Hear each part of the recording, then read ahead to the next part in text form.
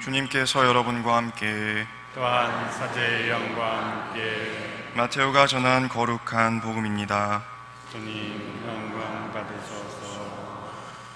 군중이 배불리 먹은 다음 예수님께서는 제자들을 재촉하시어 배를 타고 건너편으로 먼저 가게 하시고 그동안에 당신께서는 군중을 돌려보내셨다. 군중을 돌려보내신 뒤 예수님께서는 따로 기도하시려고 산에 오르셨다.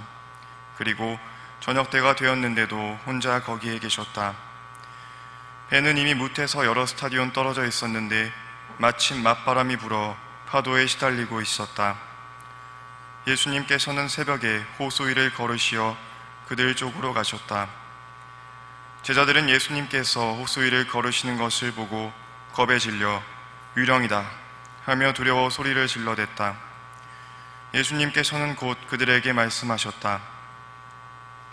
용기를 내어라, 나다, 두려워하지 마라. 그러자 베드로가 말하였다. 주님, 주님이시거든 저더러 물 위를 걸어오라고 명령하십시오. 예수님께서 오너라 하시자 베드로가 배에서 내려 물 위를 걸어 예수님께 갔다. 그러나 거센 바람을 보고서는 그만 두려워졌다. 그래서 물에 빠져들기 시작하자 주님, 저를 구해주십시오 하고 소리를 질렀다. 예수님께서 곧 손을 내밀어 그를 붙잡으시고 이 믿음이 약한 자야, 왜 의심하였느냐 하고 말씀하셨다. 그러고 나서 그들이 배에 오르자 바람이 그쳤다. 그러자 배 안에 있던 사람들이 그분께 엎드려 절하며 스승님은 참으로 하느님의 아드님이십니다 하고 말하였다. 주님의 말씀입니다. 그리스도님 찬미합니다. 참 예수님, 믿음이 약한 자야, 왜 의심하였느냐?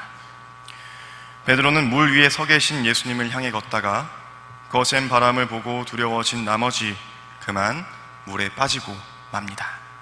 우리도 분명히 굳센 믿음을 가지고 있다고 생각했지만 세상의 풍파 때문에 넘어져 보신 경험 한 번쯤은 있으실 거라 생각합니다.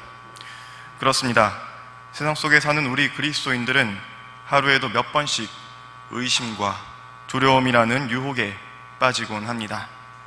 저 역시 하느님을 절대적으로 신뢰한다는 것이 이렇게 어려운 일이었었나 하는 생각이 들 때도 있고 내 믿음이 이렇게 나약했냐며 자책할 때도 있었습니다. 오늘 베드로가 겪은 어려움도 이와 유사합니다. 당시 배를 만드는 기술이 발달해 있지 않았던 상황에서 호수를, 그것도 새벽에 건넌다는 것은 굉장히 위험한 일이었습니다. 여기에서 호수는 세상을, 그곳에서 불어닥치는 바람은 우리가 세상 속에서 겪는 어려움을 뜻합니다. 사실 베드로는 불과 몇 시간 전에 5,000명을 먹이신 기적을 눈앞에서 보았지만 인간적인 두려움 앞에서 예수님을 의심하고 만 것입니다. 그렇다면 오늘 말씀은 베드로는 의심했지만 우리는 의심하지 말고 끝까지 예수님을 믿자라는 반면교사의 메시지를 전하는 것일까요? 저는 오늘 말씀의 메시지가 시련 속에서 비로소 견고해지는 신앙이라고 생각합니다.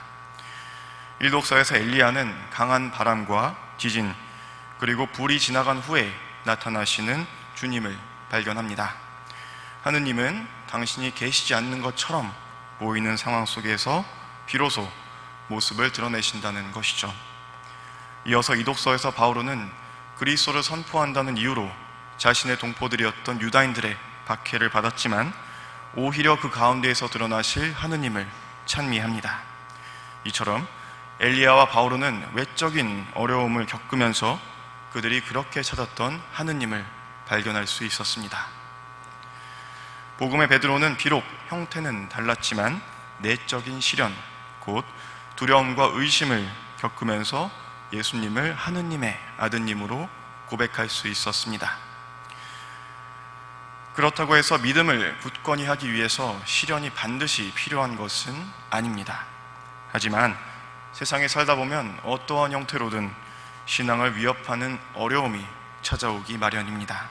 그러다가 잠깐 방심하면 어느샌가 흔들리고 있는 자신을 발견하기도 하죠. 그래서 정말로 신앙이 지금 내 삶에 도움이 되는 것인지, 아니면 구원이 정말로 있긴 한 것인지 의심하기도 합니다. 이러한 현상은 나약한 인간으로 태어난 이상 어쩌면 당연한 것일지도 모르겠습니다. 다만 중요한 것은 잠시 딴 생각을 하다가 물에 빠질지언정 물에서 올라오기 위해 누구의 손을 잡아야 하는지 잊지 않는 것입니다. 베드로가 물에 빠질 때 다른 누군가의 도움이 아니라 주님의 도움을 요청했다는 사실을 잊어서는 안 됩니다. 그래서 혹시나 세상의 어려움에 잠깐 흔들리셨다면 다시 주님께로 돌아오시면 됩니다. 자신의 나약함을 받아들이고 부끄럽지만 그럼에도 불구하고 솔직하게 그분께 의탁하는 것이야말로 용기 있는 행동이며 어쩌면 우리 그리스도인의 삶의 방식이 아닐까 생각해 봅니다.